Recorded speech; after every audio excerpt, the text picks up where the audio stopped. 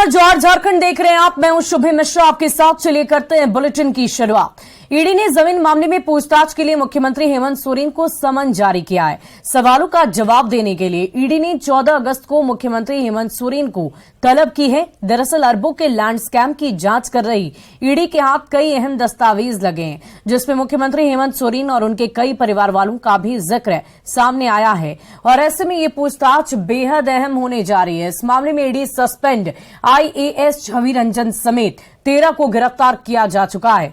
और अधिक जानकारी दे रहे हैं न्यूज 18 संवाददाता ओम प्रकाश।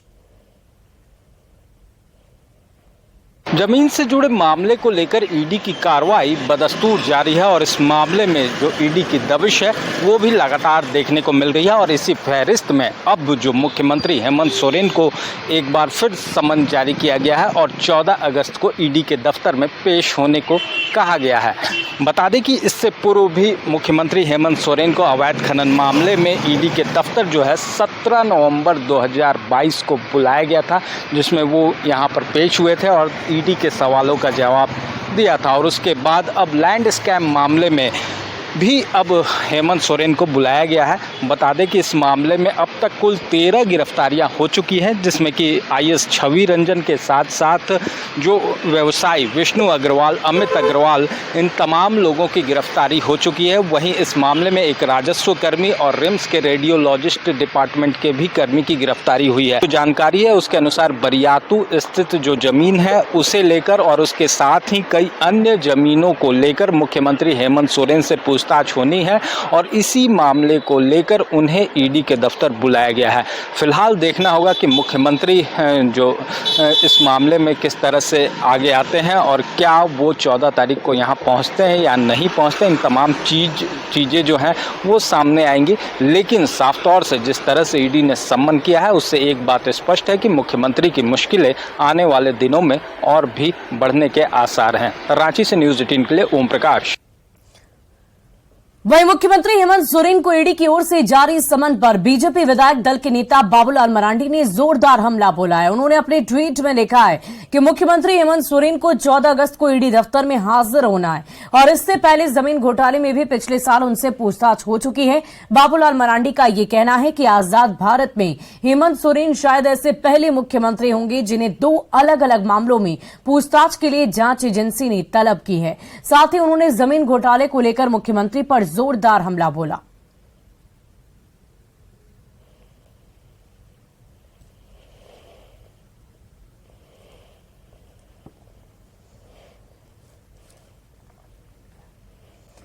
तो देखिए हेमंत सोरेन पर बाबूलाल मरांडी का यह हमला। उन्होंने अपने ट्विटर हैंडल से इसे ट्वीट कर लिखा है कि आजादी के बाद हेमंत सोरेन शायद पहले ऐसे सिटिंग सीएम हैं जिन्हें 2 बार ईडी दफ्तर में तलब किया गया हो, मामलों में जांच एजेंसियों की तरफ से बुलाया गया हो।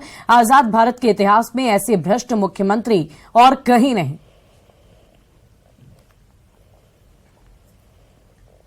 और मुख्यमंत्री हेमंत सोरेन पर जारी प्रवर्तन निदेशालय के समन पर अब सियासत गर्माती ही जा रही है। बीजेपी ने इसका जमकर स्वागत किया तो जेएमएम और कांग्रेस से लेकर आरजेडी ने जोरदार हमला बोला है। लेकिन ये झारखंड के इतिहास में, देश के इतिहास में पहली बार हुआ है कि किसी सिटिंग चीफ मिनिस्टर को किसी जांच एजेंसी ने 2 बार जांच के लिए बुलाया है। तो मुझे लगता है इसका कोई राजनीतिक मायने नहीं निकालना चाहिए। विशुद्ध इन्वेस्टिगेशन है। एक बड़ा सुनियोजित तरीके से स्क्रिप्ट है ये, और इस स्क्रिप्ट के तहत ये सीक्वेंसेस आने ही हैं। और हमको लगता है कि जब 5 राज्यों का चुनाव हो जाएगा और बीजेपी की पराजय होगी, तब तो फिर जो ड्रास्टिक स्टेप होगा वो भी लेने में भाजपा सरकार पीछे नहीं हटेगी। तो ये वेल एक्सपेक्टेड ही था। किस तरह से इंडिया के घटक दलों को बदनाम करना है, कैसे पब्लिक में एक इमेज क्रिएट करना है, उस निमित्त ईडी कार्रवाई कर रही है तो करनी चाहिए। जो उसका जवाब मुख्यमंत्री जी को जब बुलाया जाएगा तो जवाब देंगे। उसमें किसी को हमें लगता है कि जिस तरह की कार्रवाई चल रही है ठीक नहीं है।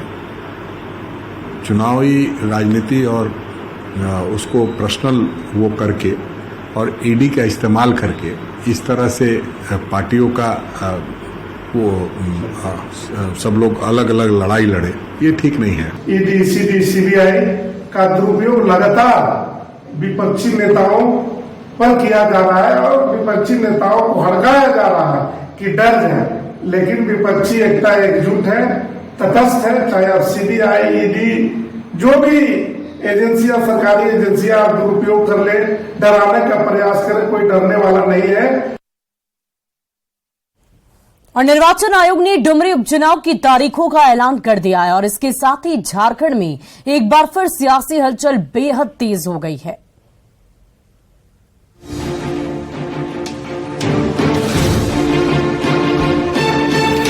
निर्वाचन आयोग की ओर से डुमरी उपचुनाव की तारीखों का ऐलान होने के साथ ही झारखंड का सियासी पारा फिर चढ़ गया है। 2019 में हेमंत सरकार बनने के बाद ये छठा उपचुनाव होने जा रहा है, जिसमें जेएमएम के नेतृत्व वाले महागठबंधन की अग्नि परीक्षा होने जा रही है। तो इसी साल रामगढ़ उपचुनाव के साथ आए बीजेपी और आजसू गठबंधन को भी जनता की अदालत में महागठबंधन की चुनौती का सामना करना पड़ेगा। बहुत ही मुश्किल होगा। जहां तक भारतीय जनता पार्टी का प्रश्न है, आजसू और हम गठबंधन के सहयोगी हैं, साथ मिलकर लड़ेंगे और जनता के समक्ष अपनी बातें दमदारी के साथ रखेंगे। विगत 3.5 साल की जो इनकी नाकामियां हैं उसको उजागर करेंगे। जनता से हम सहयोग मांगेंगे। डुमरी के जेएमएम विधायक रहे पूर्व मंत्री जगन्नाथ महतो का 6 अप्रैल 2023 को निधन हो गया था। तब से 4 माह तक ये सीट खाली थी। अब निर्वाचन आयोग ने डुमरी में 5 सितंबर को वोटिंग कराने का ऐलान कर दिया है, जबकि 8 सितंबर को वोटों की गिनती होगी। ऐसे में डुमरी उपचुनाव को लेकर सियासी सरगर्मी बढ़ गई है।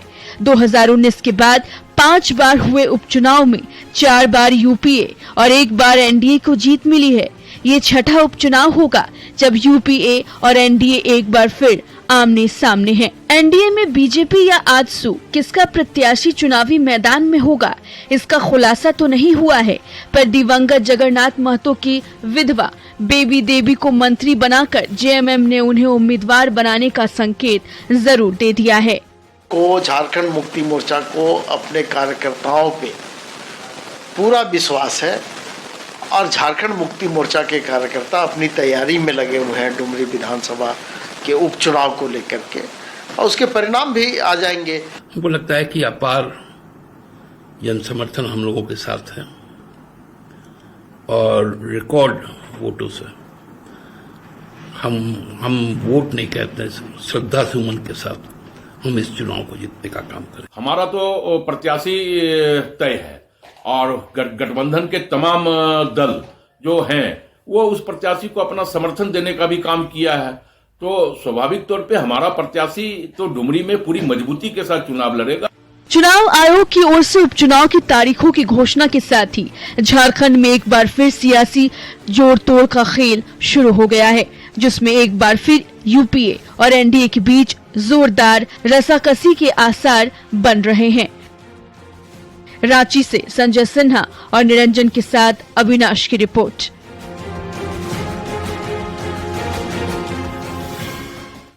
वहीं दुमका में पूर्व विधायक देवेंद्र कुमार की मुस्लिम युवक पर दबंगई के वीडियो ने हड़कंप मचा रखा है। हालांकि चारों ओर से आलोचना से घिरे पूर्व विधायक ने मीडिया के सामने अपनी सफाई दी है।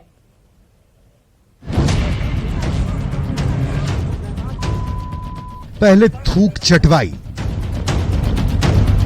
फिर उठक बैठक कराई और अगले ही पल लात मार कर नीचे गिरा दिया,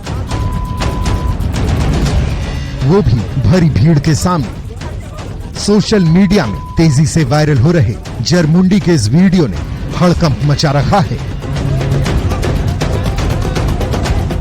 भीड़ के सामने उठक बैठक कर थूक चाट रहे पीड़ित युवक का नाम है मोहम्मद तौसीफ और उस भीड़ के सामने दबंगई दिखा रहे ये हैं पूर्व विधायक देवेंद्र कंवर।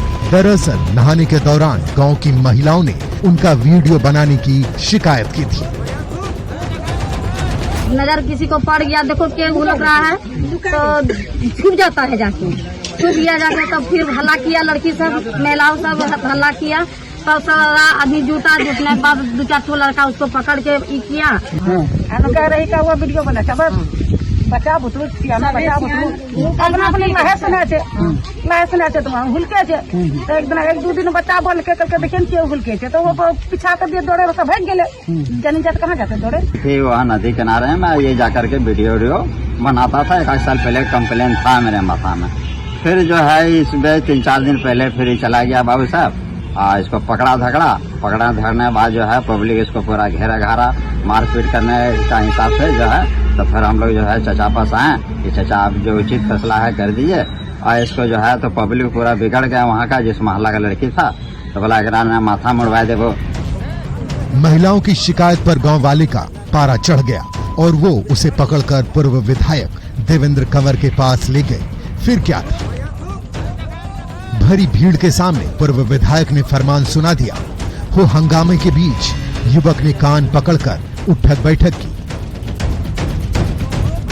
आदेश के मिलते ही थूक भी चाटा।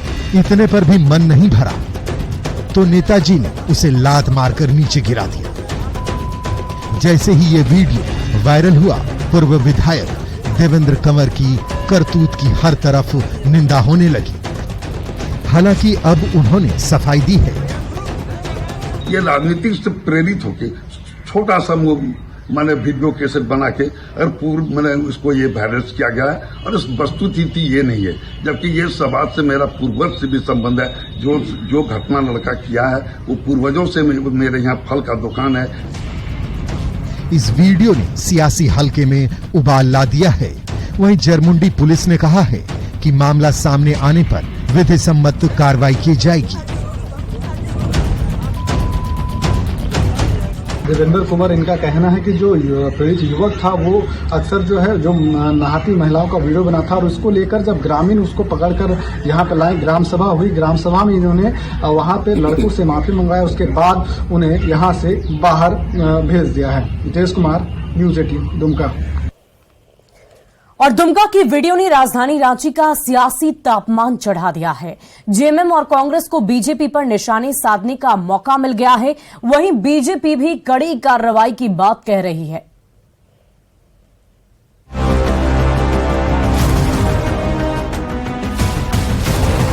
जरमुंडी के वायरल वीडियो ने उप राजधानी दुमका से लेकर राजधानी रांची की सियासी जगत में तूफान ला दिया है।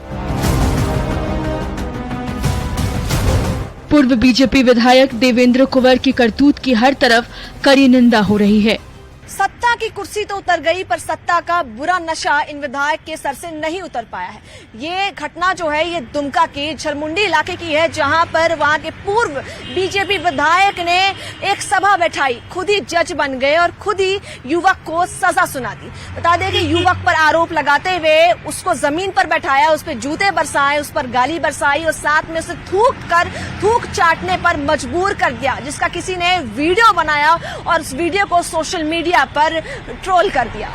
जरमुंडी के इस वीडियो को जरा गौर से देखिए। गुस्से से आग बबूला भीड़ से चारों ओर से घिरा ये निरीह युवक कभी थूक चाट रहा है तो कभी कान पकड़कर उठक बैठक कर रहा है।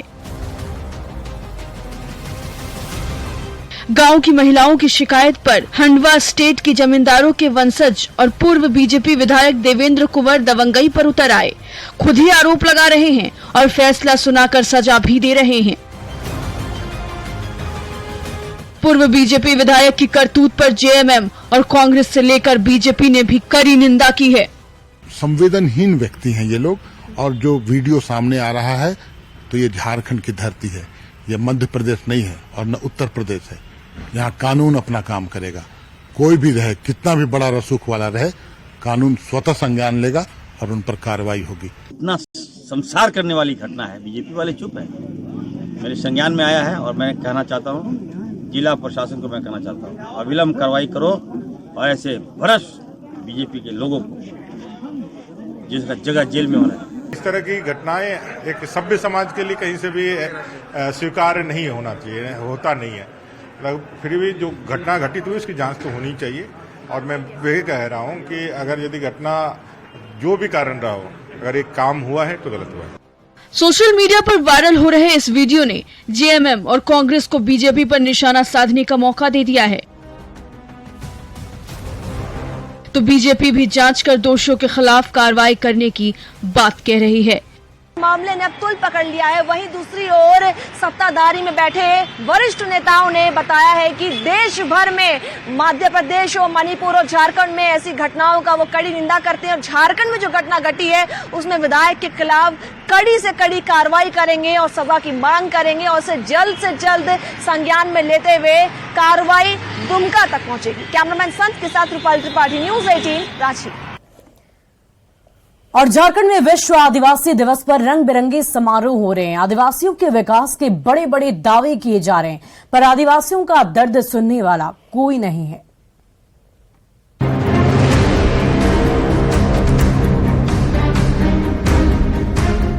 आदिवासियों के हक और हुकूक के नाम पर बना झारखंड प्रदेश एक बार फिर विश्व आदिवासी दिवस मनाने जा रहा है, पर हकीकत ये है कि आदिवासियों के विकास के नाम पर बने झारखंड में आदिवासियों की दशा और दिशा अब भी बेहद बदतर है। खेल कूद की दुनिया में देश और दुनिया के नाम कमाने वाले झारखंड की आदिवासी बेटियों को आज भी रोजगार के लिए दूसरे राज्यों में पलायन करना पड़ता है, जहां उन्हें शोषण और क्रूरता का सामना करना पड़ता है।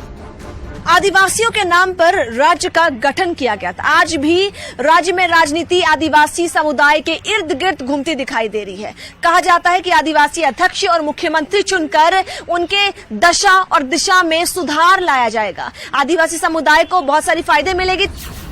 झारखंड में ह्यूमन ट्रैफिकिंग, कुपोषण और दुष्कर्म का सबसे ज्यादा शिकार आदिवासी समुदाय रहा है। रांची में हाल ही के दिनों में हुए दुष्कर्म के मामले में सबसे ज्यादा पीड़ित आदिवासी बच्चियां थी। इस साल गुमला, लोहरदगा और पलामू के जिन 50 से ज्यादा बेटियों का दूसरे राज्यों से रेस्क्यू किया गया, उनमें सबसे ज्यादा आदिवासी बेटियां थी। 54.13% साक्षरता दर वाले झारखंड में आदिवासियों की साक्षरता महज 38.10% है, यानी 62% आदिवासी समुदाय अब भी अशिक्षा का शिकार है। स्कूल जाती हो बेटा? नहीं। क्यों? है कि मम्मी लोग नौकरी नहीं करते हैं। तो सरकारी स्कूल होगा, फीस उसका पैसा नहीं है, किस लेने जाती हो? कहे कि मम्मी काम नहीं करते हैं। तो मोहल्ले में कितना पढ़ाई करते हैं दोस्त लोग तुम्हारा? नहीं करते हैं। तुम्हारे दोस्त पढ़ाई करते हैं मोहल्ले में? नहीं। हाँ? नहीं करते हैं। पढ़ाई करने का मन करता है? हाँ। हाँ? हाँ। क्यों नहीं पढ़ती हो? मम्मी पापा लोग नौकरी नहीं करते हैं, इसीलिए। हाँ। डोमेस्टिक हेल्पर के नाम पर झारखंड की आदिवासी बच्चियां दूसरे राज्य ले जाई जाती हैं, जहां उन्हें शोषण और जुल्म का शिकार होना पड़ता है। पर बढ़ते मामलों पर लगाम लगाने के लिए दोषियों के खिलाफ कड़ी कार्रवाई शुरू हो गई है। कि सबसे ज्यादा कन्विक्शन रेट हमारा झारखंड का है ट्रैफिकिंग में। यह आज तक किसी के नहीं हुआ।